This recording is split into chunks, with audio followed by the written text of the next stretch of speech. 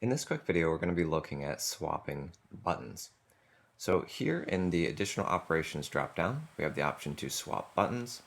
Notice over here on the pick button it says swap, and this button might change to say swap button right here instead.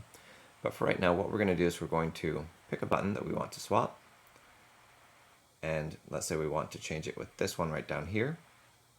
So we can pick the starting button, pick where we want it to go, and notice these are changing places. Now you can do this continuously using this button right here. So if I click on continuous and I tap 1 and 2, these will switch. 1 and 2, these will switch. 1 and 2, or A and B. It's written right there for me and I screwed it up. All right, pick A, tile B, and then when you want to be done doing that, you can click on cancel. All right, thank you for watching. I'll see you in the next video.